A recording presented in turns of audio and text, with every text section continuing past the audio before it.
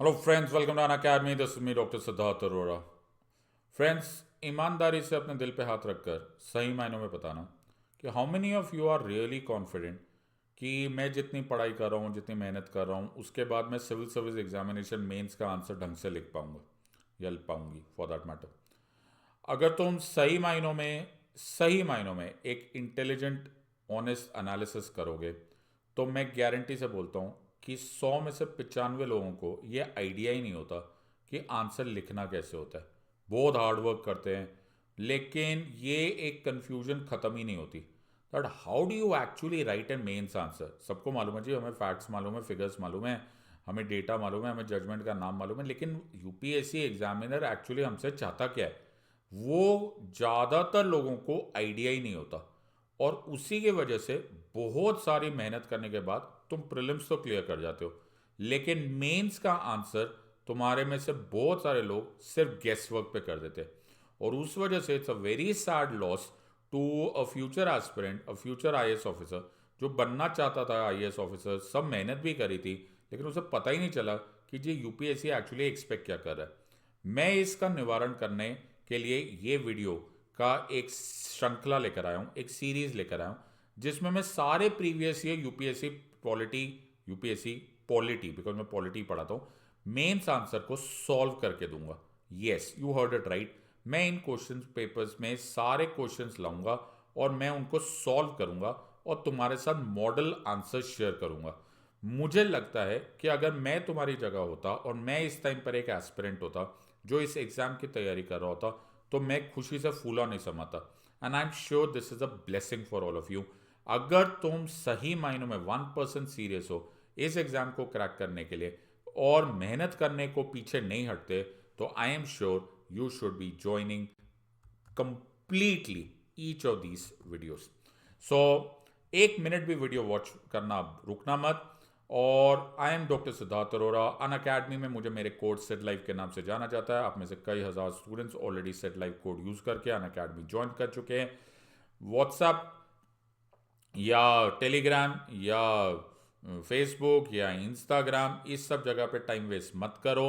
Make sure that you come on YouTube platforms. Make sure that you come on structured preparation like Unacademy. अपने career को एक realistic chance दो। Use करो Sid live, SIDLIVE, और अपने आप को एक रियलिस्टिक चांस दो to crack this exam. So without much ado, okay, let us understand कि इस मेंस से रिलेटेड वीडियो सीरीज का आपने करना क्या है। देखो, सबसे पहले एक चेतावनी है, एक वार्निंग है, और शुरू होने से पहले मैं चेतावनी दे देता हूँ। चेतावनी ये है कि जी, नहीं दिल कर रहा ना पढ़ने का, इस टाइम पर थक गए हो, परेशान हो गए हो, बोर हो गए हो, तो भाई मैं सिंपल सी बात बोल रहा हूँ कि तुम ना इस टाइम पर ये वीडियो मत देखो। सिंपल सी बात है भैया, कोई टेंशन ही नहीं है। इस वीडियो को बिल्कुल मत देखो। इस वीडियो को तब देखना जब पढ़ने का मन हो, जब मेहनत करने का दिल कर रहा हो। अगर मेहनत करने का दिल नहीं कर रहा, इस वीडियो को मत देखो। मैं साफ बोल रहा हूँ, बिकॉज ये सीरियस वीडियो है। मैं इसमें तुम्हारे लिए मेक और ब्रेक काइंड ऑफ इनपुट्स लाऊंगा। हम एक एक क्वेश्चन को डिस्कस करेंगे। मुझे नहीं लगता कि तुम्हें ये वीडियो, यू नो, जिसे बोलते हैं ना, बेफिक्री में करो, बैठे बैठे करो, नहीं सर आधा देखेंगे आधा नहीं देखेंगे, डोंट डू दैट पार्ट। बहुत सीरियस स्टूडेंट्स हो या फिर जब सीरियस मोड में हो तब देखना। अब जो सीरियस मेंस एस्पिरेंट्स होते हैं वो सबसे पहले क्या करते हैं जी, वो सबसे पहले सिलेबस का ध्यान देते। क्यों? मैं तुम्हें समझाने की कोशिश करता हूँ। Let me explain this to you. तो सबसे पहले तुम लोग आईएएस एस्पिरेंट्स हो, तुम लोग यूपीएससी सिविल सर्विस एग्जामिनेशन देना चाहते हो। तो जितने भी यूपीएससी सिविल सर्विसेज एग्जामिनेशन देने वाले होते हैं वो अपने अपने स्कूल में, अपने अपने कॉलेज में कुछ हद तक अच्छा परफॉर्म कर चुके होते। बिल्कुल सही बात है, वरना ये सपना ही कौन देखे भैया। ओके, इतनी टफ एग्जाम। तो तुमने कहीं ना कहीं ये सपना देखा जरूर होता कि हाँ सर, हम ना ये एग्ज़ाम ना दे सकते क्योंकि हम तो भैया अपने स्कूल में 30 मार्क कहाँ थे। लेकिन स्कूल और कॉलेज में और यूपीएससी में ज़मीन आसमान का फ़र्क है। Let me explain this to you. तो स्कूल में क्या होता है? स्कूल में यार एक नोटबुक होती है, एक बुक होती है, एक एनसीईआरटी की होती है, कोई स्कूल की बुक होती है, कोई टीचर ने क्लास वर्क दिया होता है, होमवर्क दिया होता है। तुम्हें बहुत गारंटी से मालूम होता है यही रिलेटेड पार्ट है, इसके आगे नहीं पढ़ना जाता।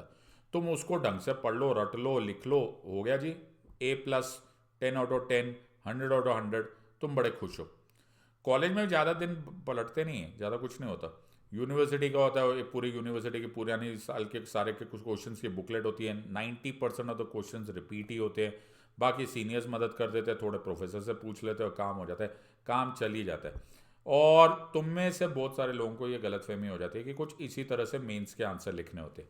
सर्टनली नॉट, क्योंकि यूपीएससी का एग्जाम अगर तुमको क्रैक करना है तो सबसे पहले तुमको सिलेबस का ध्यान देना पड़ा होगा। सबसे पहले मैं इस वीडियो को स्टार्ट करने से पहले ये एक रिग्रेटफुली अनाउंस करना चाहूँगा कि मैंने कोशिश की है कि आगे आने वाली स्लाइड्स में कि फॉन्ट जितना बड़ा हो सके उतना लिखूं। अब मुझे ये बात मालूम है and I am alive to this fact कि आप में से बहुत सारे लोग मोबाइल पर इन वीडियोस को देखते हो। अब मैं सिर्फ ऐसी उम्मीद कर सकता हूँ कि आपको ये सारे के सारे जो फॉन्ट और जो मैं आगे आंसर्स शेयर कर रहा हूँ ये दिखाई दे रहे हो जी। अगर नहीं दिखाई दे रहे हो तो मैं एडवांस में माफ़ी मांगता हूँ, लेकिन आप अगर उसके बावजूद कि मैंने मैक्सिमम साइज जो प्रेफरेबली पॉसिबल था ऑन द स्लाइड्स वो मैं दिखा पाया, ये नहीं, ये तो बिल्कुल ही छोटा है, आगे आने वाले में इससे बड़ा होगा। राइट, तो आप फिर लैपटॉप वगैरह देख लीजिए, लेकिन मेरी फिर भी तुमसे गुजारिश है और सलाह ये होगी कि आप इनमें से कोई भी वीडियो का 1 मिनट भी मिस मत कीजिए। चलो, coming back to the topic, coming back to the topic is कि जो भी सीरियस एस्पिरेंट होता है, जो मेंस एस्पिरेंट होता है, वो सबसे इंपॉर्टेंट चीज़ करता है और वही जो सक्सेसफुल होता है as compare to somebody who is not so successful, वो ये है कि वो सिलेबस बड़े ध्यान से देखता है। इसका रीज़न क्या है? सबसे पहले वो समझ आता है कि ये स्कूल और यूनिवर्सिटी के दिन खत्म हो गए जी, चोलेगाछे उस गॉन, सायोनारा, अलविदा, स्कूल गया, कॉलेज गया, बहुत अच्छे दिन थे, बहुत अच्छे मार्क्स है, लेकिन यूपीएससी अलग एग्जाम है। लेकिन फिर वो अपने आप को फिर से सेल्फ डिफीटेज एटीट्यूड में नहीं डालता। सेल्फ डिफीटेज एटीट्यूड क्या होता है? सेल्फ डिफीटेज एटीट्यूड में वो ये अपने आप के लिए ऐसे गलतफहमी नहीं पैदा कर देता कि यूपीएससी अनलिमिटेड एग्जाम है जी, रॉकेट साइंस एग्जाम है जी, हमें पीएचडी करना है, ये भी नहीं करता। और ना वो इस सब्जेक्ट को इतना ट्रिवियलाइज कर देता है, इतना सिंप्लीफाई कर देता है, यार इतना ईजी बना देता है, इतना बेहूदी तरह से पढ़ने लगता है, जो कि शर्मसार कर दे कि जी ऐसे थोड़ा ना एग्जाम के लिए तैयारी करना होता है। सबसे पहले अगर आप 1% भी सीरियस हो, सबसे पहले यूपीएससी के नोटिफिकेशन का सिलेबस निकालो, जो तुम्हारे स्क्रीन पर है, तुम्हें दिख भी नहीं रहा होगा, शायद बहुत ही छोटा छोटा है, तो वो यूपीएससी गूगल करोगे, यूपीएससी की नोटिफिकेशन निकल जाएगी और उसका ये सिलेबस निकाल के आराम से तसल्ली में पढ़ो। अब मैं तुम्हें एक एवरेज यूपीएससी एस्पिरेंट की तरह दिखाता हूँ कि मैं कैसे पढ़ता हूँ। तो लोग कैसे पढ़ेंगे? Historical underpinnings and evolution, appointment to various constitutional bodies, comparison of Indian constitution fund, बस ऐसा। नो नो, इतना सब ऊपर ऊपर से पढ़ोगे इसका कोई फायदा ही नहीं। आपको सिलेबस बहुत ध्यान से, बहुत शिद्दत से, word by word, comma by comma, colon by colon पढ़ना होता है, ताकि तुमको एक्चुअली वो चार दीवारी समझ में आए। You should be able to understand that चार दीवारी, जिसमें ये सिलेबस आपको बताएगा क्या पढ़ना है, क्या छोड़ना है। अगर आपको ये सिलेबस नहीं समझ में आता, आप एक अंतहीन जंगल में से निकल रहे हो जिसमें पता नहीं क्या है, कोई अंत तो है नहीं, वो सुरंग है, वो चलती जा रही है, तुम्हें पता ही नहीं किस पे ज़्यादा फोकस करना है, किस पे कम फोकस करना है। मैं तुम्हारी जगह होता तो सबसे पहले ये वीडियो को पॉज करता, या फिर इस वीडियो के बाद इस सिलेबस को निकालता, अंडरलाइन करता, यार ये एक पॉइंट है जो मुझे समझ में आ रहा है, ये टॉपिक मुझे मालूम है, एग्जीक्यूटिव बोला है मतलब प्रेसिडेंट है, लेजिस्लेचर बोला है मतलब पार्लियामेंट है, लेकिन भैया ये इश्यूज रिलेटेड टू गवर्नेंस क्या है, इंपॉर्टेंट एस्पेक्ट्स ऑफ गवर्नेंस, ये मुझे समझ में नहीं आया, ये बाद में समझ में आ जाएगा। तो ये तुम्हारा सिलेबस ब्लू और रेड कलर में डिवाइड हो जाना चाहिए। ब्लू भैया तुम्हें समझ में आ रहा है टॉपिक क्या है, रेड की जी पता नहीं क्या है। इसी के बीच में ही एग्जाम आती है, whether you like believe it और नॉट। तो आज मैं तुम्हारे साथ क्या करूंगा? आज मैं तुम्हारे साथ जो करूंगा वो ऐसा होगा, मैं कुछ प्रीवियस ईयर क्वेश्चंस मेंस में से लाऊंगा, जो कि GS2 ऑब्वियसली पॉलिटी में से लेकर आऊंगा, polity, governance, international relations, etcetera etcetera, previous year question मैं लेकर आऊंगा। फिर मैं तुम्हें उसके रिलेटेड थ्योरी पढ़ा दूंगा, बताओ, इन अदर वर्ड्स मैं तुम्हें पॉइंटर्स बता दूंगा। अब मैं पूरा पूरा तो चैप्टर नहीं पढ़ा सकता, लेकिन मैं तुम्हें प्रोमिनेंटली उससे रिलेटेड थ्योरी पढ़ा दूंगा, तो ये भी तुम्हें जल्दी हो जाएगा। ऑब्वियसली तुम्हें इसको ज़्यादा डिटेल में करना है तो तुम्हें मेरी प्लस क्लासेस अटेंड करनी पड़ेगी, या तुम्हें सेल्फ स्टडी करने का दिल करा तो सेल्फ स्टडी करो, जो मर्जी करना है, लेकिन करो। Third is answer structure. मैं तुम्हें एग्जैक्टली आंसर स्ट्रक्चर लेकर आऊंगा, एग्जैक्ट मॉडल आंसर्स। बताओ, तुम्हारे चेहरे पे एक खूबसूरत सी मुस्कुराहट आ गई होगी, क्योंकि ये आमतौर पे कोई नहीं करता। आमतौर पे जो सब लोग हिंट्स देते, आमतौर पे सब लोग पॉइंटर्स देते, मैं तुम्हारे लिए एग्जैक्ट आंसर्स लेकर आ रहा हूं, और फिर मैं तुम्हारे साथ शेयर करूंगा क्या पिटफॉल्स है, क्या गलतियां करते हैं एस्पिरेंट्स, किसकी वजह से उनके मार्क्स बिल्कुल धड़ल्ले से गिर जाते, और मैं तुम्हें बोनस टिप्स भी दूंगा कि क्या करोगे जिससे एडवांटेज मिलेगा, कि जिससे कि एग्जामिनर रियली इंप्रेस हो जाएगा और तुमको शायद आधा एक नंबर एक्स्ट्रा दे दे। मेंस के आंसर में जो ज़्यादातर रियलाइजेशन नहीं होती कि डिफरेंस जो होता है वो सीरियस एस्पिरेंट्स के बीच में ही होता है। देखो, प्रीलिम्स में जितने लोग अटेम्प्ट करते हैं उनमें से कई सारे लोग ऐसे होते हैं जो कभी यूपीएससी के लिए सीरियस होते ही नहीं। मेंस आते आते सीरियस लोगों की जमात शुरू हो जाती है, और इसीलिए मार्क्स का जो रेंज होता है वो बहुत ज़्यादा नहीं होता। इसलिए अगर आपको कुछ ब्राउनी पॉइंट्स मिल जाते, कुछ बोनस पॉइंट्स मिल जाते, तो ऐसा जाना नहीं देना होता। So let us understand the situation. आज का पहला क्वेश्चन मैं फिर से एक और बार रिपीट कर रहा हूं, मुझे उम्मीद है कि तुम्हें ये स्क्रीन पे क्लियरली दिखाई दे रहा है। सो क्वेश्चन नंबर 1 जो मैंने चूज किया है वो 2019 का UPSC civil services mains question का पहला पार्ट है, और रादर 20 एक क्वेश्चन है, तो उसमें से देखो GS2 में से आया पहला क्वेश्चन। देखो बड़े ध्यान से देखना, तसल्ली बख्श पढ़ाई करो। मैं तुम्हें बोला था ये ज़्यादा भागदौड़ वाला ये एग्जाम ही नहीं है, बिकॉज ये वाली सीरीज जो मैं तुम्हारे लिए लेकर आया हूं ये तुमको ट्रेन करने की एग्जाम है। ये ट्रेन करेगा ये वीडियो, ये तुम्हारे ब्रेन में एक आहा मोमेंट लाएगा, तुम्हारा एक ब्रेन का एक पार्ट जागृत हो जाएगा। ओहो, ऐसे लिखते हैं मेंस का आंसर। ये जब तुम्हारे मुंह से निकलेगा then you are good to go, तो मेरा काम हो गया और तुम निकल गए एग्जाम में। Question number 1, I quote, Parliament's power to amend the constitution is a limited power and it cannot be enlarged into an absolute power.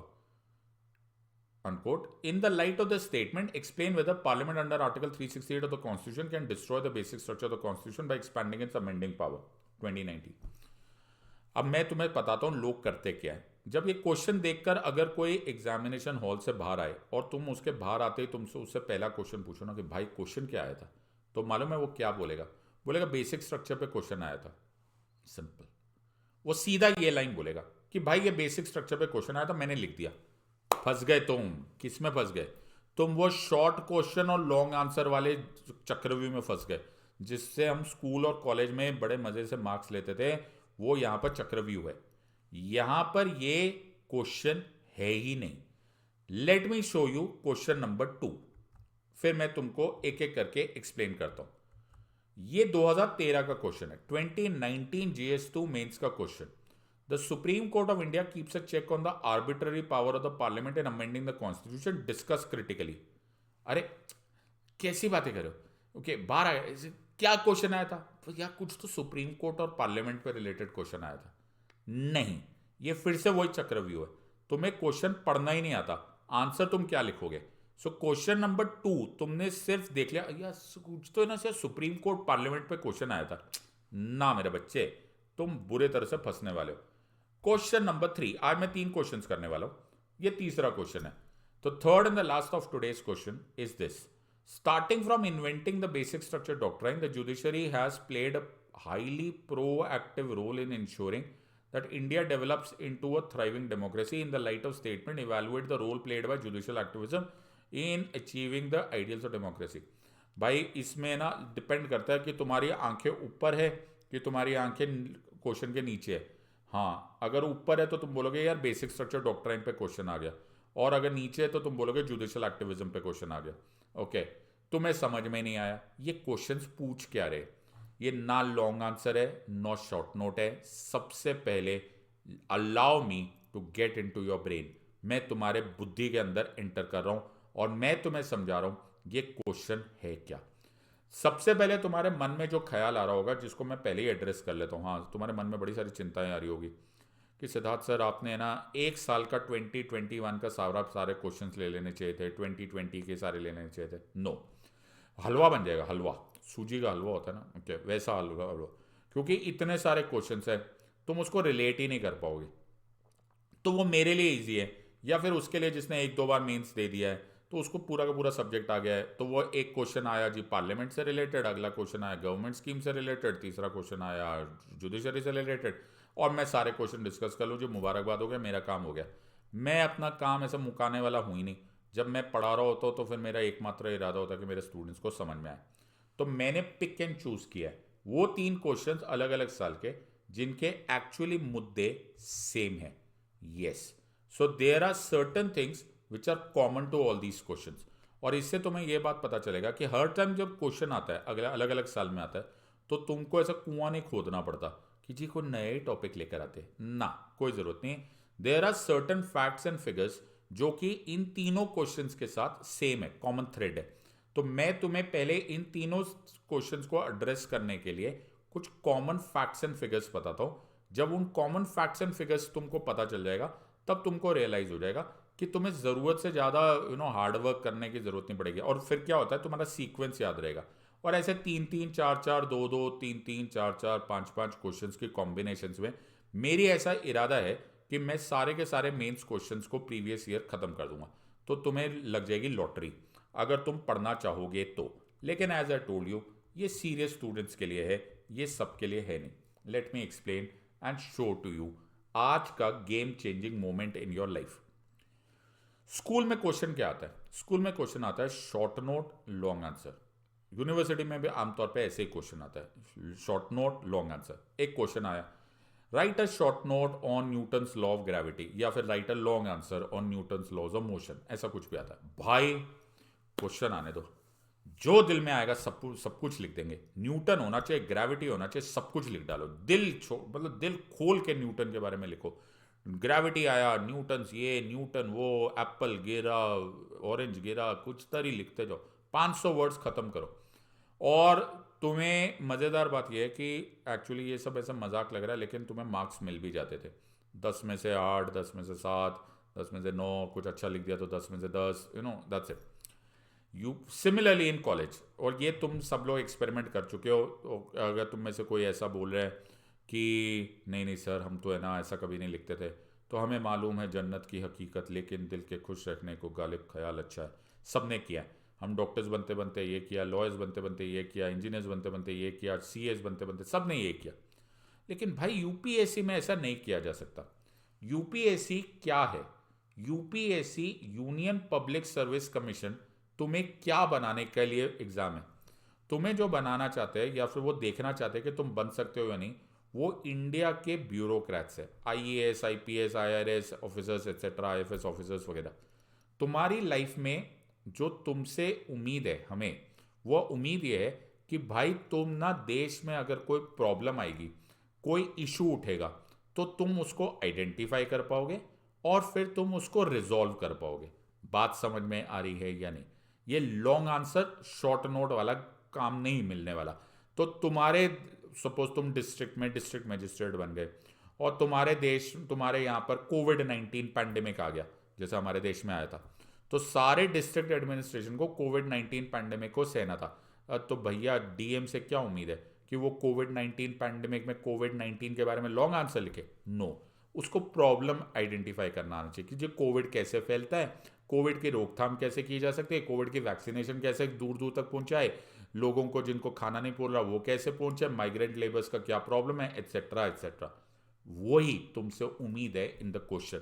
अगर मैं जो बोल रहा हूं वो तुम्हारे दिमाग में जा रहा है, तो तुम्हारे मुंह से आहा निकलना चाहिए, वरना बैठे रहो जब तक तुम्हें ये समझ में ना आए। ये एक वीडियो में समझ में आएगा, 2 वीडियो में समझ में आएगा, 10 वीडियो में समझ में आएगा, लेकिन आएगा जरूर। मैं कोशिश करूंगा ये तुम्हारे दिमाग में एक ना एक मोमेंट पे वो बत्ती चालू हो जाएगी, ओए लाइट आ गई, लेट देयर बी लाइट। तो जब भी तुम क्वेश्चन देखते हो, तुम्हें प्रॉब्लम आइडेंटिफिकेशन करनी आनी पड़ेगी।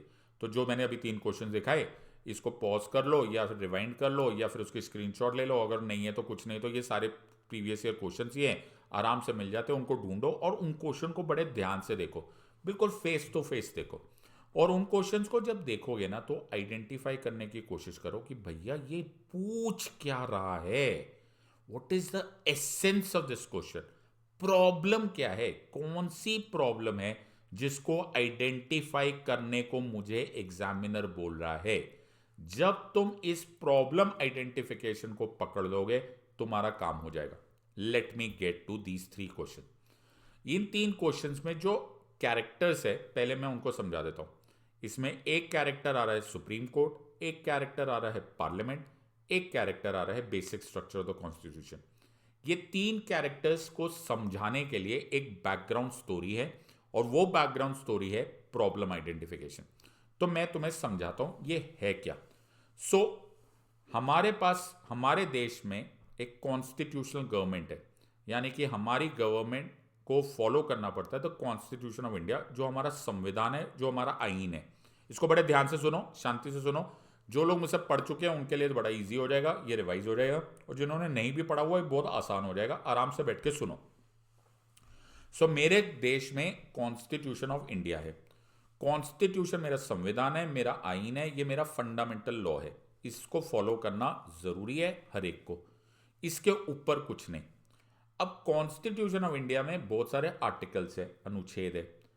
यहां पर आज जो हम बहस करें, हम 2 आर्टिकल्स की बात करें। एक है आर्टिकल 13, एक है आर्टिकल 368। एक है अनुच्छेद 13, एक है अनुच्छेद 368। अब 368 क्या बोलता है? 368 पार्लियामेंट को पावर देता है, ताकत देता है कि वो कॉन्स्टिट्यूशन को अमेंड कर दे, चेंज कर दे, संशोधन कर दे। Very good. तो आर्टिकल 368 में power of parliament to amend the constitution दिया हुआ है। बढ़िया। तो मुझे ऐसे मन में ख्याल आया, ये प्रॉब्लम है, क्या ये पावर जो है वो अनलिमिटेड पावर है? जो मर्जी चेंज किया जा सकता है, जैसा मर्जी पार्लियामेंट चाहेगा चेंज कर सकता है? पता नहीं। अब मैं तो अपने दिमाग से तो बात बोलूंगा नहीं, मैं जो बोलूंगा ये कॉन्स्टिट्यूशन ऑफ इंडिया से बोलूंगा। तो इसी कॉन्स्टिट्यूशन ऑफ इंडिया में अब मैं आर्टिकल 13 पढ़ूंगा। तो अभी मैंने आर्टिकल 368 पढ़ लिया, अब मैं आर्टिकल 13 पढ़ूंगा। आर्टिकल 13 जो है, आर्टिकल 13 जो है वो कुछ और बोल रहा है। वो क्या बोलता है कि जो फंडामेंटल राइट्स जो होते हैं, जो मौलिक अधिकार होते हैं, ये जो फंडामेंटल राइट्स और मौलिक अधिकार है, इनको आर्टिकल 368 नहीं टच कर सकता। या कम से कम ऐसे लिखा हुआ है कि नोबडी कैन वायोलेट, अब्रेज और कॉन्ट्रावीन। मेरी समझ में, जो मेरी लिमिटेड समझ है, उसके हिसाब से आर्टिकल 13 को आर्टिकल 368 टच नहीं कर सकता। तो मैंने पार्लियामेंट को बोला, मैंने कहा पार्लियामेंट आपको ऐसा लगता था कि ये अनलिमिटेड पावर है, तो ये अनलिमिटेड पावर नहीं है जी। आर्टिकल 13 जो है वो बोलता है कि ये लिमिटेड है। आर्टिकल 368 बोलते हैं कि हम किसी भी पावर को, किसी भी पार्ट ऑफ द कॉन्स्टिट्यूशन को चेंज कर सकते हैं, लेकिन आर्टिकल 13 बोलते हैं ना ना, तुम फंडामेंटल राइट्स को नहीं कर सकते। अब सारा सवाल इसी पॉइंट पे। पार्लियामेंट बोलता है, ऐसा कौन बोलता है भाई? हमने तो आर्टिकल 368 पढ़ के लिखा हुआ, अगर तुम उसको देखोगे ना तो उसमें लिखा हुआ है any part of the constitution को चेंज किया जा सकता है। तो ये बहस का मुद्दा हो गया। तो आज की प्रॉब्लम क्या है? Conflict between article 13 and 368। 13 या 368, 368 या 13। Very good. अब इसका सॉल्यूशन है, रेजोल्यूशन है, इसका कोई समाधान है? ये एग्जामिनर तुमसे सेकंड पार्ट पूछना चाहता है। कभी कभी क्वेश्चन ऐसा आता है जिसमें वो समाधान अभी तक हुआ नहीं है, लेकिन वो तुमसे ऐसा इमेजिनेशन में पूछना चाहता है कि चलो सोच के बताओ कि क्या इसका रेजोल्यूशन होगा। जैसे इलेक्शन के कोई रिफॉर्म हो सकते हैं क्या? क्या इलेक्ट्रॉनिक वोटिंग मशीन के सिवाय भी और कोई तरीका हो सकता है क्या? ऐसा ऐसा कुछ भी पूछ सकते हैं। और कभी कभी ऐसे क्वेश्चन आते हैं कि जो ऑलरेडी समाधान हो चुके हैं या एटलीस्ट ट्राई किए जा चुके हैं, और तुमसे उम्मीद होती है कि तुम्हें फैक्चुअली मालूम हो कि जो उसका कोई समाधान हुआ है। तो सर इस वाले में 13 और 368 में कोई समाधान हुआ है क्या? हाँ हुआ है, कुछ हद तक तो हुआ है। 1973 में 1973 में एक जजमेंट आई सुप्रीम कोर्ट की, जिसे केशवानंदा भारती जजमेंट बोलते हैं, जिसने पॉलिटी का पी भी पढ़ा हुआ है, पी फॉर पॉलिटी, उसको भी मालूम है। एक केशवानंदा भारती नाम की जजमेंट हुई थी। बिल्कुल सही बात है। सो जो केशवानंदा भारती जजमेंट है, उस जजमेंट में सुप्रीम कोर्ट ने एक आइडिया दिया, एक ख्याल दिया, एक डॉक्ट्राइन दिया। उस डॉक्ट्राइन को बोला गया basic structure doctrine of the constitution of India. ये सर, ये वर्ड भी हमने सुना हुआ है, मैं तो पहले बोला। जिसको पी फॉर पॉलिटी भी आता है ना, उसको भी basic structure doctrine of the constitution of India थोड़ा बहुत तो आइडिया होता ही है। समझ में चाहे ना भी आए, लेकिन बेसिक स्ट्रक्चर नाम की चीज होती है। पार्लियामेंट को सुप्रीम कोर्ट ने लिमिट किया। क्या वर्ड लिखोगे? लिमिट किया। ये वर्ड बनाना बड़ा जरूरी है। पहले पार्लियामेंट को लग रहा था वो अनलिमिटेड है, ऐसे बीच में बहुत सारी जजमेंट्स आई थी, लेकिन फिर केशवानंदा भारती केस जजमेंट में सुप्रीम कोर्ट ने बोला देखो जी पार्लियामेंट, तुम ना जो मर्जी अमेंड करना है कर लो, कोई टेंशन नहीं हमको, लेकिन basic structure of the constitution को मत चेंज करना। बेसिक स्ट्रक्चर क्या, मतलब जो एसेंशियल फीचर्स है जिसके बिना कॉन्स्टिट्यूशन कॉन्स्टिट्यूशन नहीं रहेगा, उसको मत चेंज करो, एसेंशियल फीचर्स को मत चेंज करो। और इस डॉक्ट्राइन को नाम दिया गया बेसिक स्ट्रक्चर डॉक्ट्राइन, जो कि बहुत ही आजकल सुर्खियां बटोर रहा है क्योंकि इस पर कंट्रोवर्सी बार बार आती रहती। तो जी 2 पॉइंट्स हो गए, हमने प्रॉब्लम आइडेंटिफाई कर दिया, हमने रेजोल्यूशन दे दिया। अब इससे रिलेटेड कुछ फैक्ट्स और एक्स्ट्रा पॉइंट्स है। मेरा प्रॉब्लम यह है कि पॉलिटी में, लॉ में, कॉन्स्टिट्यूशन में एक दिक्कत ही होती है कि कभी भी कोई भी मुद्दा हमेशा के लिए खत्म नहीं होता, राइट। तो एक प्रॉब्लम सॉल्व होती है, दूसरी प्रॉब्लम शुरू हो जाती है। आजकल इसी बेसिक स्ट्रक्चर डॉक्ट्राइन पर बहस है कि जी ये basic structure doctrine supreme court ने देना चाहिए कि नहीं देना चाहिए। इसकी एक वजह है क्योंकि जो बेसिक स्ट्रक्चर डॉक्ट्राइन है ना, वो अगर आप कॉन्स्टिट्यूशन खोल के देखोगे, संविधान, तो कोई चैप्टर नहीं है ऐसा कि जी पार्ट 1 में, चैप्टर में बेसिक स्ट्रक्चर डॉक्ट्राइन है। पूरे कॉन्स्टिट्यूशन में थोड़े थोड़े थोड़े थोड़े पार्ट्स है जिसको मान के सुप्रीम कोर्ट ने एग्जाम्पल देकर बेसिक स्ट्रक्चर डॉक्ट्राइन बनाया, जैसे democracy, Republic, equality, secularism, judicial review, independence of judiciary, etcetera etcetera. तो सुप्रीम कोर्ट के इस आइडिया को अब बोला जाता है कि यार क्या सुप्रीम कोर्ट ऐसा बेसिक स्ट्रक्चर डॉक्ट्राइन दे सकता है जिसके सिर्फ एग्जाम्पल्स हो, जो कहीं पर क्लियरली मेंशन्ड नहीं है, या फिर ये आर्बिट्ररी है, ये मतलब से दिया गया है। अब अभी अगर तुम्हें थोड़े टाइम पहले मालूम है तो हमारे honourable vice president mister Dhankhar ने ये राज्यसभा में बोल दिया था कि जी हमें तो बेसिक स्ट्रक्चर डॉक्ट्राइन का वो आर्टिकल, वो केशवानंदा भारती की जजमेंट मंजूर ही नहीं है, ये तो इसको तो रिव्यू करना चाहिए। बिकॉज इसी बेसिस में नेशनल जुडिशियल अपॉइंटमेंट्स कमीशन, जो कि जुडिशियल अपॉइंटमेंट्स तुमने सुना ही होगा, जजेस की जो अपॉइंटमेंट होती है, उसका मुद्दा फिर से उठ गया। तो भाई ये आज का नया मुद्दा है। सो मैंने तुम्हें सारे फैक्ट्स एंड फिगर्स बता दिए, अब तुम इसको यूटिलाइज करो। तो एक बार इसको समराइज करने के लिए की नॉलेज क्या है, तो conflict between article 13 and 368, number 1, is the parliament sovereign, number 2, number 3, can the judiciary stop the parliament from amending the constitution, and number 4, what is the scope of judicial review. समझा के easy, 13 और 368 की लड़ाई हो रही थी, ये हमको पता चल गया। दूसरी बात, इस पार्लियामेंट सॉवरेन, क्या पार्लियामेंट जो मर्जी कर सकता है, ये दूसरा क्वेश्चन। तीसरा, can the judiciary stop the parliament from amending the constitution, क्या जुडिशरी कोर्ट्स पार्लियामेंट को बोल सकते हैं कि देखिए ये नहीं, ये अमेंडमेंट बना है, और अगर है यानी कि जुडिशियल रिव्यू की पावर्स है तो किस हद तक है, कहां तक रोका जा सकता है और कहां पर ये लिमिट क्रॉस की जा सकती है। तो late us understand each of this part. जब भी तुम ऐसे किसी भी क्वेश्चन पे आते हो तो ज्यादातर एस्पिरेंट से गलती कर बैठते, वो है ना अपने इमोशंस सब उनको भारी पड़ जाते, बोलते नहीं सर जुडिशरी ठीक है, दूसरा बोलेगा ना सर पार्लियामेंट ठीक है। तो सबसे मेजर प्रॉब्लम है, और मैं तुम्हें ये एक चेतावनी दे देता हूं कि भाई तुम्हारी जो भी इमोशंस है ना उसकी कोई कदर नहीं है। एग्जामिनर को कोई फर्क नहीं पड़ता कि तुम्हें कौन अच्छा लगता है, जुडिशरी की पार्लियामेंट। तुम अपना कंसंट्रेशन करो दोनों साइड के फैक्ट्स बताने में, एग्जामिनर खुद खुश हो जाएगा। तुम्हारे काम नहीं है, this is none of your business to tell कि जुडिशरी जीता कि पार्लियामेंट जीता। तुम दोनों के पॉजिटिव्स और नेगेटिव्स बताओ और मिडल ऑफ द ग्राउंड पे खड़े होकर दोनों साइड की बात बता दो, और बाकी एग्जामिनर खुश हो जाएगा कि जब बच्चे को दोनों साइड की कहानी मालूम है।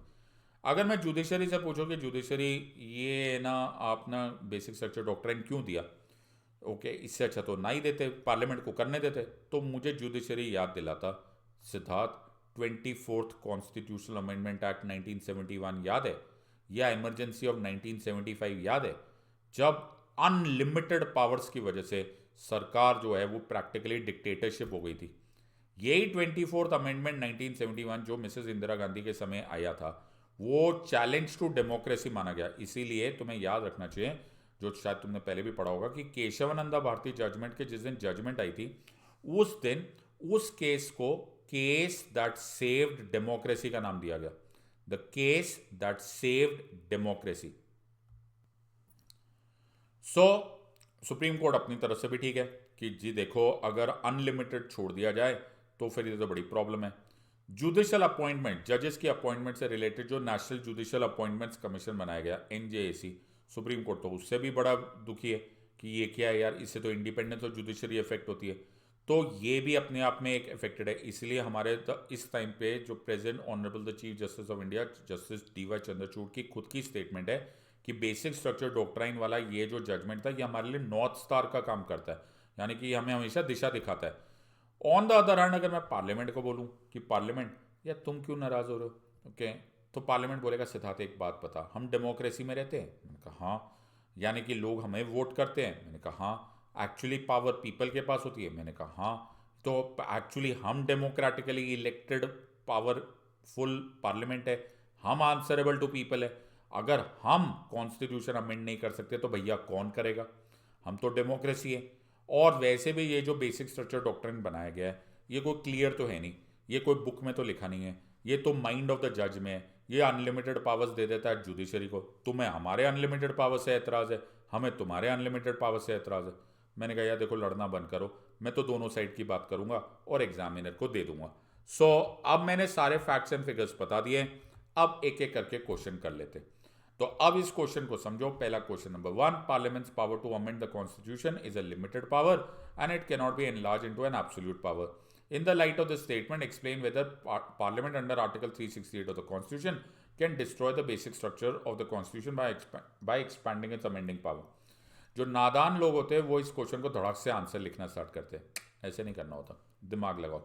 पहली लाइन पढ़ो, parliament's power to amend the constitution, इसके आगे फुल स्टॉप डाल दो। अब नीचे आओ चौथी लाइन पे, वहां लिखा हुआ है आर्टिकल 368 ऑफ द कॉन्स्टिट्यूशन। अरे जो parliament power to amend the constitution article 368 ही तो है, तो ऊपर की जो लाइन है वो चौथी लाइन से कनेक्टेड है। फिर दूसरी लाइन पे आओ, वहां लिखा हुआ है limited power and it can not B enlarged into an absolute power. अब लिखो limited power and it can not B enlarged into an absolute power.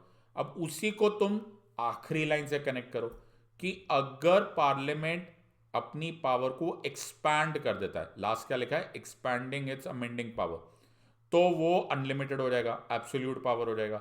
और अगर वो एब्सोल्यूट पावर हो जाएगा तो भैया basic structure of the constitution चले जाएगा। और basic structure of the constitution essential feature of the constitution है, और अगर वो खराब हो गया तो मेरा कॉन्स्टिट्यूशन खराब हो जाएगा। ये इस क्वेश्चन का मुद्दा है। तो 1 2 3 4 5 6 लाइन्स है, एक्चुअली वो 3 लाइन्स का क्वेश्चन है क्योंकि ऊपर वाली लाइन्स नीचे वाली लाइन से कनेक्टेड है। जब तक तुम ये नहीं पढ़ोगे तुम्हें हीरो हीरोइंस ही नहीं समझ में आएंगे।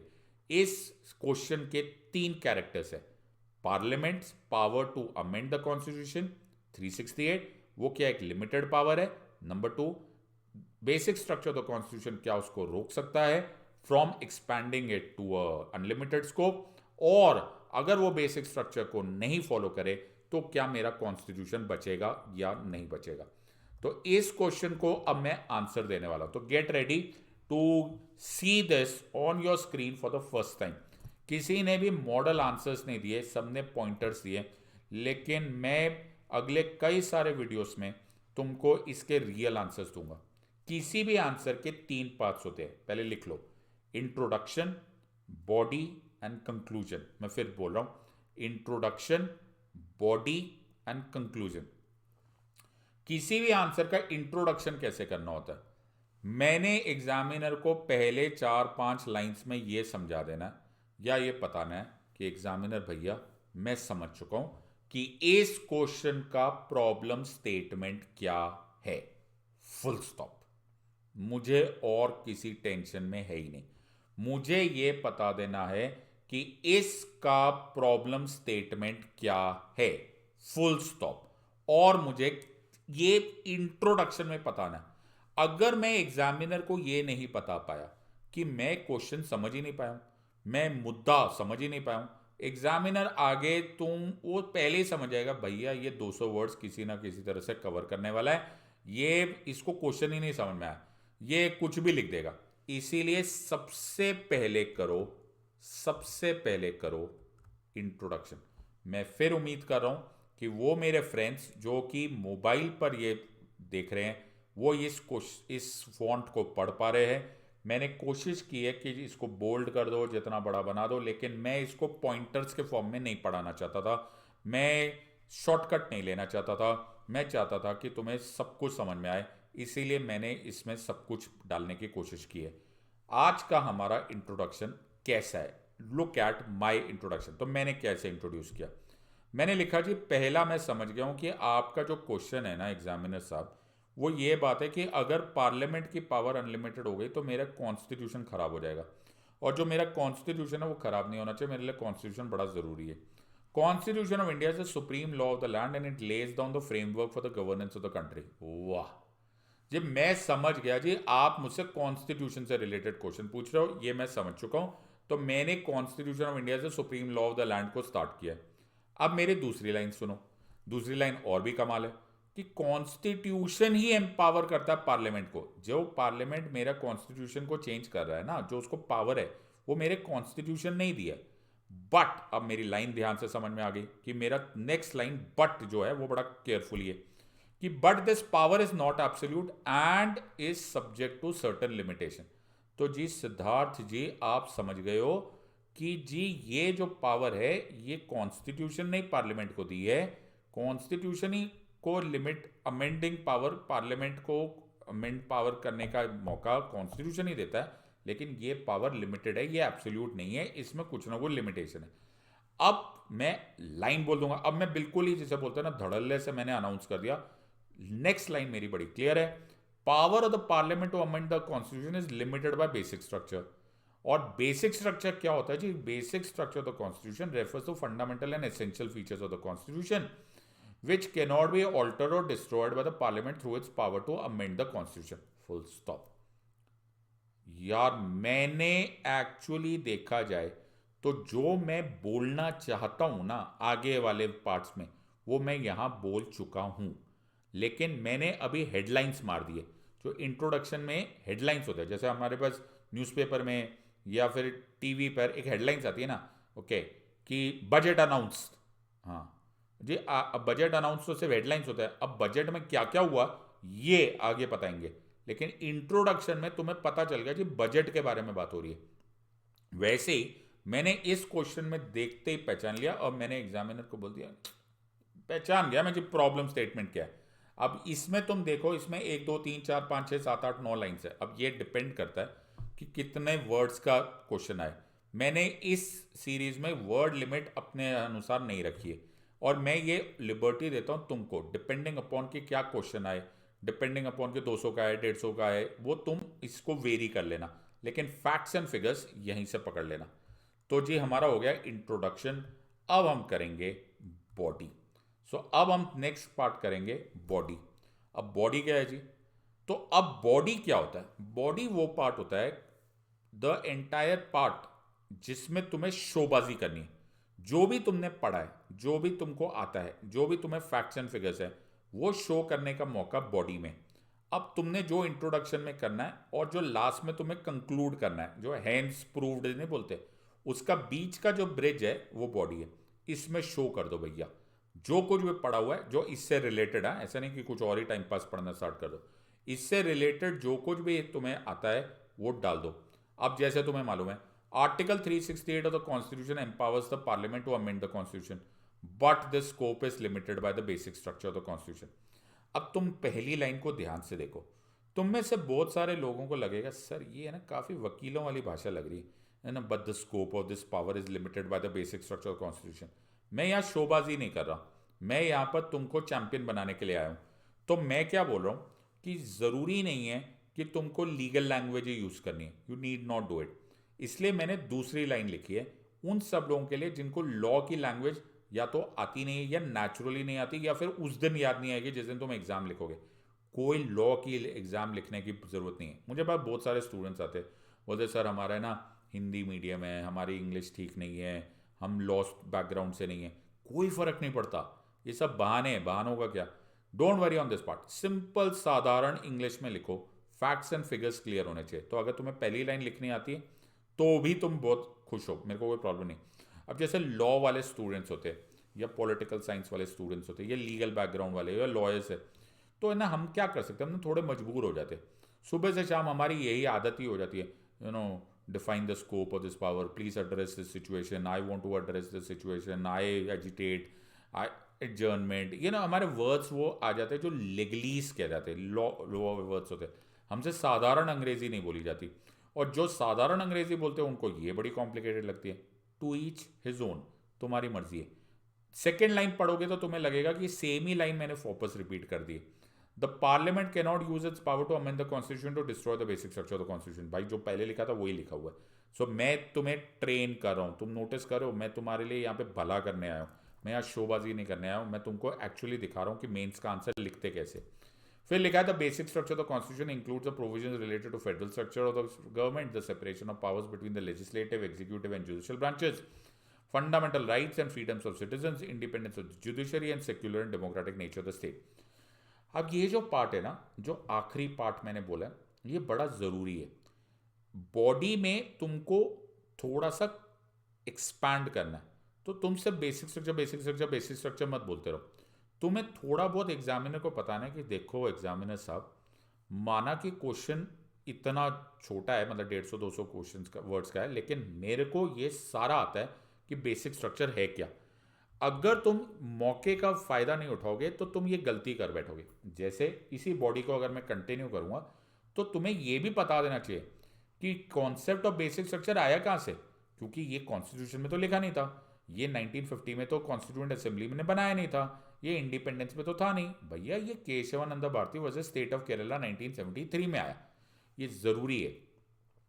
और इससे क्या होता है, एग्जामिनर को ये समझ में आता है कि बच्चा है ना सिर्फ ऐसे नहीं लिख रहा है, होता है ना वो शेक्सपियरियन शायरी पोइट्री ये नहीं कर रहा, वो एक्चुअली सब्सटेंस समझता है। तो वहां पर लिख डालो कि यार बेसिक स्ट्रक्चर के ये फला फला एग्जाम्पल्स हैं, ये सारे फंडामेंटल राइट्स नहीं है, थोड़े फंडामेंटल राइट्स भी है, 21-14 को भी मान लेते, 32 को भी मान लेते। याद रखना सारे फंडामेंटल राइट्स को बेसिक स्ट्रक्चर नहीं माना जाता। ऑल्सो कि ये केशवानंद भारती केस में, अब उस केशवानंद भारती केस को थोड़ा सा समझा दो। In this case, the Supreme Court held that Parliament's power to amend the Constitution is limited by the basic structure, and the Parliament cannot use its power to amend the Constitution to destroy the basic structure of the Constitution. तुम notice करो कितना प्यार से, कितना smoothly हमने पूरा का पूरा सब्जेक्ट को समझ लिया और इनकैप्सुलेट कर लिया इन अंडरस्टैंडिंग कि ये करते कैसे। The Supreme Court held that the basic structure of the Constitution cannot be altered or destroyed even by constitutional amendment passed by Parliament with special majority. अब ये जो आखिरी लाइन है ना, ये वो कहते हैं ना वो बोनस बोनस, हाँ, हम मेहनत कश इस दुनिया से जब अपना हिस्सा मांगेंगे, एक बाग नहीं एक खेत नहीं, हम सारी दुनिया मांगेंगे। ये वो क्वेश्चन है या ये वो लाइन है, ये ब्राउनी पॉइंट्स मैंने तुम्हें बोला था मैं बोनस बताऊंगा। तो क्या है ना, जब मैं पार्लियामेंट से ये सवाल जवाब करते हैं ना कि यार आप ना क्यों अमेंड कर देते हो, क्या ऐसे आपका कोई लिमिट ही नहीं है, तो पार्लियामेंट एक सवाल बहुत बार बोलता है। पार्लियामेंट क्या बोलता है कि देखो सिद्धार्थ, अगर मैम ऑर्डिनरी साधारण लॉ बना रहे हो, अगर हम साधारण लॉ पास कर रहे हो तो हम ऑर्डिनरी मेजोरिटी यूज करते हैं। ये पॉइंट को समझो तभी तुम्हें याद रहेगा on the day of the exam, नहीं तो तुम लिखोगे ही नहीं। तो पार्लियामेंट बोलता है कि यार जब हम साधारण लॉ बनाते हैं ना तो हमें साधारण ऑर्डिनरी मेजोरिटी यानी कि 50% +1 से हमारा काम चल जाता है। जब इतनी साधारण मेजोरिटी पता होती है, सिंपल मेजोरिटी जो होती है, फिर तो यार हमें समझ में भी आता है कि तुम इंटरफेयर करो, यानी तुम मतलब सुप्रीम कोर्ट इंटरफेयर करे, हाई कोर्ट इंटरफेयर करे। लेकिन जब हम कॉन्स्टिट्यूशनल अमेंडमेंट करते हैं ना सिद्धार्थ, तो हम ना बहुत बड़ी मेजोरिटी में बात करते हैं। We are talking about special majority, जो 2/3 majority of present and voting plus absolute majority, 2/3 majority से ज़्यादा चाहिए होती है। तो भाई जब इतनी बड़ी मेजोरिटी है और हम डेमोक्रेटिकली इलेक्टेड है, तो सिद्धार्थ ऐसे टाइम पे ना तुम्हें इंटरफेयर नहीं करना चाहिए। सुप्रीम कोर्ट बोलते हैं ना, पूरी लाइन पढ़ो। Supreme court held that basic structure of the constitution can not be altered और destroyed even by a constitutional amendment by a special majority. तो माना कि तुम स्पेशल मेजोरिटी से पास करते हो, आर्टिकल 368 यूज करते हो, लेकिन फिर भी किसी भी हाल में तुम बेसिक स्ट्रक्चर नहीं टच कर सकते। तो देखा मैंने बॉडी में क्या क्या बातें बता दी। अब कंक्लूजन करना बड़ा जरूरी है, कंक्लूजन नहीं करोगे सारा किया करा खराब हो जाएगा। कंक्लूजन में जरूर लिखो हैंस वी अग्री या hence we don't agree, hence we see that therefore it can be concluded. ये लाइन लिखना जरूरी है। कोई भी कहानी होती है, कोई भी डिस्प्यूट होता है, कोई भी मूवी होती है, उसका कंक्लूजन, उसका अंत, निष्कर्ष निकालना जरूरी होता है, वो यहां पे निकालो। In conclusion The power of the parliament to amend the constitution under Article 368 is limited by basic structure of the constitution. Parliament cannot use its power to destroy the basic structure of the constitution. मैंने वही line जो introduction में लाया वो उठा के यहाँ पे डाल दिया. Parliament must exercise its power to amend the constitution in a manner that is consistent with basic structure of the constitution. अब ये बड़ा पॉजिटिव लाइन है. तुम्हें मैंने क्या बोला था, तुम ब्यूरोक्रेट्स बन रहे हो, करेक्ट. जब ब्यूरोक्रेट्स बन रहे हो तो तुम्हारे में पॉजिटिविटी होनी चाहिए, आशावादी होनी चाहिए. जी नहीं जी, सब बर्बाद है, सब बेकार है, लड़ते जा रहे हो, अरे ऐसे आंसर नहीं लिखना होता. तो तुम्हें एक बड़ा सेंसिटिव थॉट प्रोसेस लिखना है कि देखिए सुप्रीम कोर्ट भी बड़ा पावरफुल होता है, पार्लियामेंट भी बड़ा पावरफुल होता है, और बेसिक स्ट्रक्चर भी बड़ा ज़रूरी है, हमारा कॉन्स्टिट्यूशन का एसेंशियल फीचर भी बड़े ज़रूरी है. तो दूसरी लाइन ध्यान से देखो, इसमें क्या लिखा है, parliament must exercise its power to amend the constitution in a manner that is consistent with basic structure of the constitution and that protects the fundamental and essential features of the constitution. Wow, examiner बोलेगा हाँ यार बच्चे में balance है. ये जी मेरे को parliament के भी पावर्स का एहसास है, सुप्रीम कोर्ट के भी जुडिशियल रिव्यू जरूरी है, बेसिक स्ट्रक्चर भी जरूरी है, चलो मिलके चलेंगे. फिर ये बात बोली गई कि सुप्रीम कोर्ट की जो पावर है वो भी ऐसे आर्बिट्ररी नहीं है, वो बहुत जरूरी है. तो लास्ट लाइन देखो, supreme court has a power to strike down any amendment to the constitution that violates the basic structure of the constitution and to preserve the integrity and the stability of the constitution. Wow, कितना आशावादी, कितना positive और कितना जबरदस्त conclusion है in conclusion to introduction and body. इस तरह से तुम पहला क्वेश्चन लिखते. तो अगर तुम्हें यह समझ में आ गया तो अब एग्जाम्पल लेते हैं क्वेश्चन नंबर 2. तो मैं एक के बाद एक ड्रिल करूंगा ताकि तुम्हारा दिमाग ऐसे जाग जाए कि यार सब समझ में आ जाए लगे. क्वेश्चन नंबर 2 समझने की कोशिश करो. The supreme court of India keeps a check on the arbitrary power of the parliament in amending the constitution discuss critically. बहुत सारे लोग गलत करेंगे. क्यों? क्योंकि वो इस क्वेश्चन का मुद्दा नहीं समझ पाएंगे. देखो मैंने तुम्हें बोला फैक्ट्स एंड फिगर्स सेम है तीनों क्वेश्चंस में, वही 13, वही 368, वही बेसिक स्ट्रक्चर, वही अमेंडमेंट, वही लिमिटेड, वही अनलिमिटेड पावर है. लेकिन इस क्वेश्चन का मुद्दा अलग लग रहा है. इस क्वेश्चन को ध्यान से पहचानो और कमेंट सेक्शन में लिख दो अगर मेरे बोलने से पहले कि जी इसका मुद्दा क्या है. जी इसका मुद्दा, इसका हीरो सुप्रीम कोर्ट है. पिछली बार मुद्दा कॉन्स्टिट्यूशन का था, इस बार मुद्दा सुप्रीम कोर्ट का है. फोकस है वही यार, बात समझने की कोशिश करो, वही फैक्ट्स एंड फिगर्स है. लेकिन ये फैक्ट्स एंड फिगर्स अब शुरू होंगे सुप्रीम कोर्ट से इंस्टेड ऑफ बेसिक स्ट्रक्चर से. सो अब मेरा इंट्रोडक्शन देखो, देखो कैसे मैं बदलता हूं और कैसे मैं एग्जामिनर को इंप्रेस कर देता हूं कि एग्जामिनर भैया मैं समझ गया हूं कि आप क्या पूछ रहे हो. अब मैं पूछूंगा supreme court. Role of supreme court in keeping a check on the arbitrary power of the parliament in amending the constitution is important for preserving the stability and integrity of the constitution. The Supreme Court is the supreme law of the land and it lays down the framework for the governance of the country. Sir ये line जो दूसरी वाली line है ये कहीं देखी हुई नहीं लग रही. नादानो, ये पिछली बार भी इंट्रोडक्शन में थी लेकिन वो सबसे ऊपर थी. अब सबसे ऊपर role of the supreme court है. तुम नोटिस करो, supreme constitution is the supreme law of the land and it lays down the framework for the governance of the country. ये पिछली बार हो चुका है, इट हैज हैपेंड, ये सेम है. मुद्दा थोड़ा ना मैं बदल दूंगा. तो I am not going to reinvent in the wheel. नहीं जी इस टाइम कुछ और ही लिखेंगे सर, इस टाइम ना सर रसमलाई का रेसिपी लिख देंगे. अरे नहीं, सेम फैक्ट्स है बट तुमको मुद्दा समझना है. वर्ड क्या याद रखना, मेंस का answer long answer short note नहीं होता, मेंस का आंसर प्रॉब्लम सॉल्विंग होता है. अब इसको तीसरा लाइन है, parliament must exercise its power to amend the constitution in manner that is consistent with the basic structure and that protects the fundamental and essential features of the constitution. तो supreme court parliament को एक हद तक ही limit कर देती है because of its power of judicial review. तो मेरा यहां पर मुद्दा चेंज हो जाता है. अब बॉडी देखो, अब यहां पे बॉडी देखो कितनी अच्छी तरह से इस बॉडी का पूरा कॉन्सेप्ट चेंज हो जाता है. The supreme court has a power to strike down any amendment to the constitution that violates the basic structure of the constitution and to preserve the integrity and the stability of the constitution. In recent times, the Supreme Court has also used its power to check the arbitrary power of the parliament in the context of constitution amendment process. बेटा मौका मिल गया. क्या मौका मिलना है तुम्हें? मौका मिल गया है इस टाइम शोबाजी करने का. कैसे शोबाजी करोगे? जो कहीं ना कहीं तो सुप्रीम कोर्ट ने अपनी पावर यूज की है ना, हाँ की है, तो वो अब शो कर दो।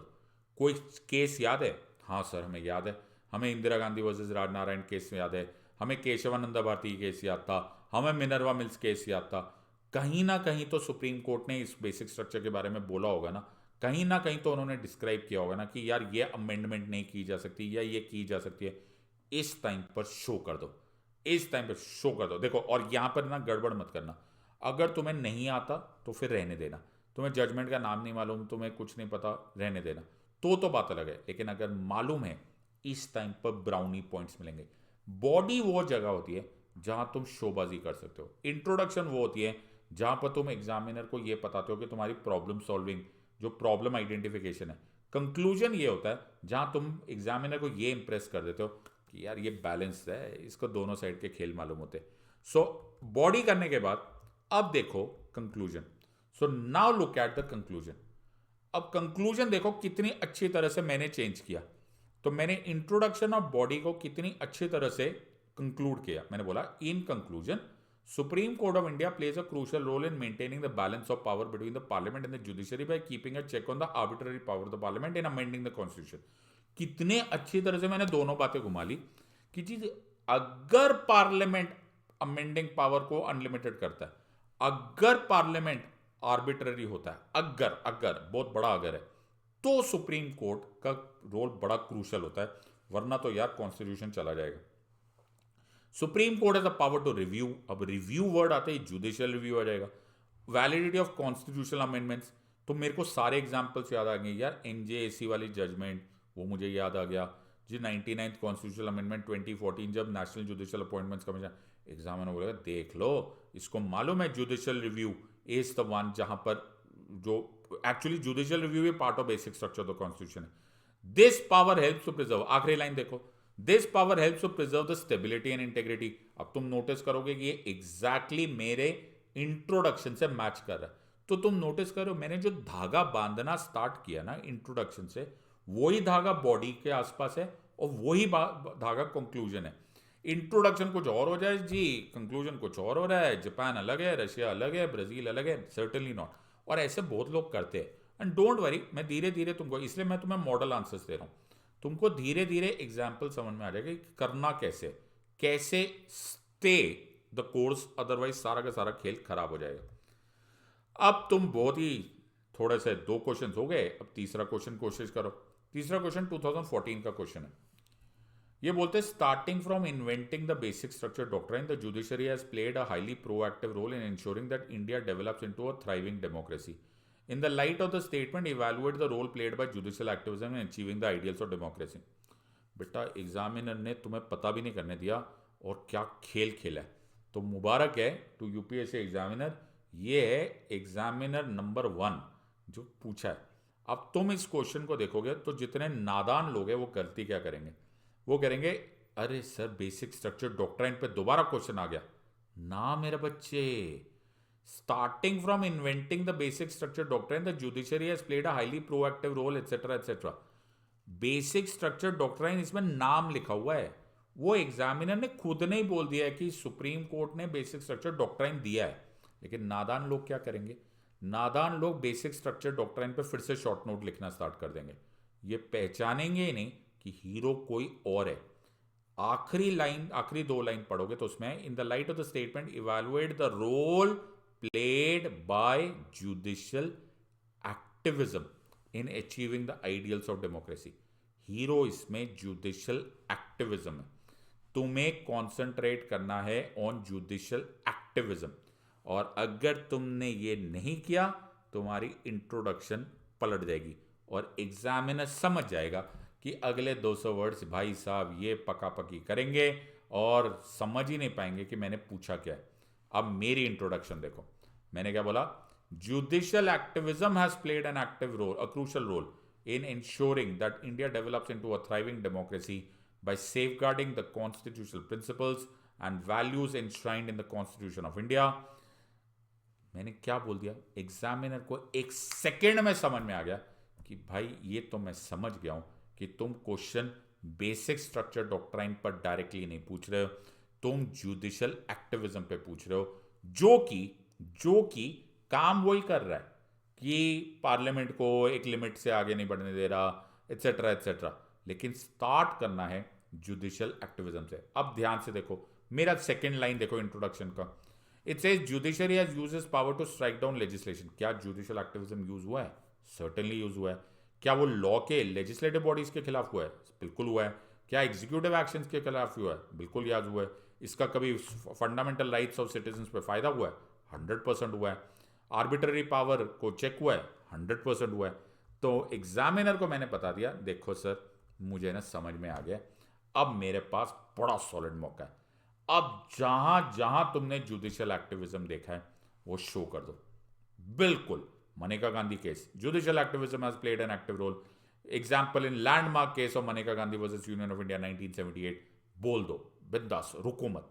मिनर्वा मिल्स केस याद आ रहा है, याद रखो। इंदिरा गांधी वर्सेस राज नारायण केस, कहीं एक जगह पर, दो जगह पर, जहां तुम्हें ध्यान आ रहा है और मालूम होना चाहिए कि हाँ यार ये मेरे को ये जजमेंट समझ में आ गई, क्या ये जजमेंट जुडिशियल एक्टिविज्म से रिलेटेड है, उसको उसी टाइम यूटिलाइज करो। इसकी लास्ट लाइन देखो, for example in the case of Indira Gandhi versus Raj Narayan 1970, supreme court had held that parliament cannot amend the constitution in a manner that circumvents the requirement for a special majority for certain types of amendments। तुम्हें याद होगा ये exactly line हमने पहले question में use किया था, लेकिन मैंने सिर्फ फोकस चेंज कर दिया।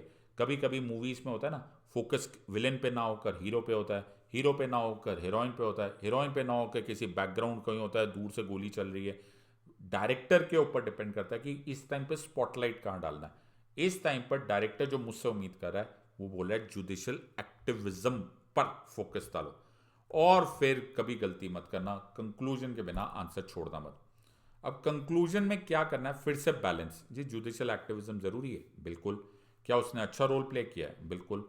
जी उन्होंने क्रूशल रोल किया है, ताकि अब तुम्हें याद होगा उसमें जो क्वेश्चन था, उस क्वेश्चन में ध्यान से देखो, उसमें लिखा है कि इट एंश्योर्स थ्राइविंग डेमोक्रेसी। वो लाइन यहां डाल दो। अब जी डेमोक्रेसी यहां पर ले आओ, बिकॉज डेमोक्रेसी क्या होता है? डेमोक्रेसी मतलब लिमिटेड गवर्नमेंट होनी चाहिए, गवर्नमेंट के पास लिमिटेड पावर्स होनी चाहिए, आंसरेबिलिटी होनी चाहिए, अकाउंटेबिलिटी होनी चाहिए, चेक्स एंड बैलेंसेस होना चाहिए। अगर अनलिमिटेड पावर्स हो जाएंगे, अगर आर्बिट्ररी पावर्स हो जाएंगे, तो डेमोक्रेसी ऐसे ही चले जाएगा।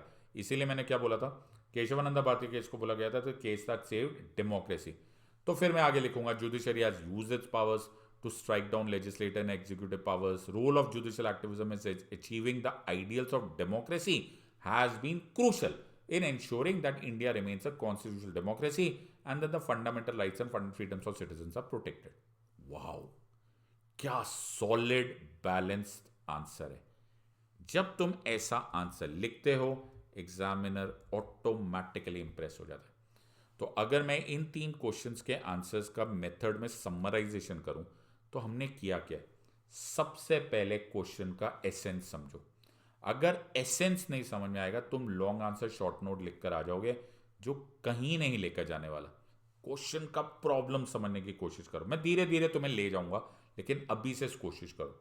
दूसरा, इन अ फ्यू लाइन्स और words show what you know. ये बड़ा जरूरी है। अब जैसे मैंने मनेका गांधी केस बोल दिया बीच में, इंदिरा गांधी राज नारायण केस बोल दिया, भाई क्वेश्चन वो नहीं है।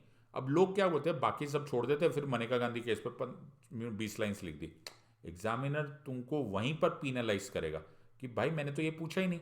जो भी बताना है बताओ, ब्राउनी पॉइंट्स लो, एक्स्ट्रा पॉइंट्स लो, लेकिन एंश्योर कि कम वर्ड्स में बता दो। एक लाइन में बता दो जो मेरे को पता है, लेकिन मैं उसी को खींचने वाला नहीं हूं।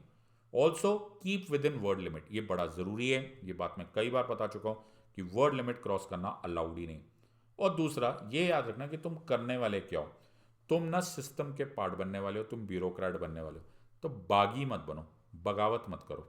Have a balanced approach, centre में ले आओ, दोनों साइड के फैक्ट्स एंड फिगर्स लाओ, and let the examiner decide कि क्या सही है क्या गलत है। आई होप तुमको ये बात अब समझ में आ गई है कि हम लोग कैसे पढ़ते हैं और मैं इतने टाइम में आपको कैसे पढ़ाता हूँ। अगर आपको मज़ा आ रहा है तो इन वीडियोस को कंटिन्यू करना। ऑल्सो अगर तुम्हें और पढ़ना और डिटेल पढ़ने की ज़रूरत है, अच्छा लगता है, तो मेरी स्पेशल क्लासेस पर आ जाओ। उसका डिस्क्रिप्शन में ही मैं लिंक शेयर कर रहा हूँ, आ जाओ। वो फ्री ऑफ कॉस्ट है और तुम्हें बेइंतहा उसका फ़ायदा होगा। Friends, this is a very important announcement for everyone. Unacademy एक ऐसी ऑर्गेनाइजेशन है जो हमेशा अलाइव है इस एक फैक्ट के लिए कि ना सिर्फ स्टूडेंट्स को, ना सिर्फ लर्नर्स को बेस्ट पॉसिबल एजुकेशनल रिसोर्स मिले, ना सिर्फ उनको इस तरह के एजुकेशन मिले जिससे कि तुमको ये वर्ल्ड की सो कॉल्ड टफेस्ट एग्जाम के प्रिपरेशन में हर मुमकिन तरह से हम मदद कर सके, but we are also alive to the fact कि तुम्हें ये सारी एजुकेशन, ये सारी ट्रेनिंग, ये सारे रिसोर्सेज आपको एक बहुत ही रीजनेबल प्राइस पे मिले। पहले भी हमारे प्राइसेस बहुत ही रीजनेबल थे, अब उससे भी ज़्यादा रीजनेबल हो गए because we are offering 30% off. बेटा मैथमेटिक्स करो, 30% ऑफ, 1/3 ऑफ द अमाउंट जो कि ऑलरेडी पहले से बहुत रियलिस्टिक था, अब और कम हो जाएगा। आपको केवल यूज करना है कोड सिडलाइव, सिडलाइव SIDLIVE रेफरल कोड में यूज करो, इसका भरपूर फायदा उठाओ, पैसे बचाओ, अपने आप को रियलिस्टिक प्रिपरेशन के लिए लेकर जाओ। यूपीएससी सिविल सर्विस एग्जामिनेशन के लिए फाइनेंशियल रियलिटी को कभी इग्नोर मत करना।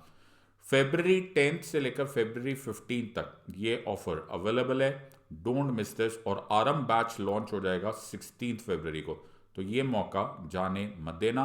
Don't forget the code SETLIVE। Let's crack it.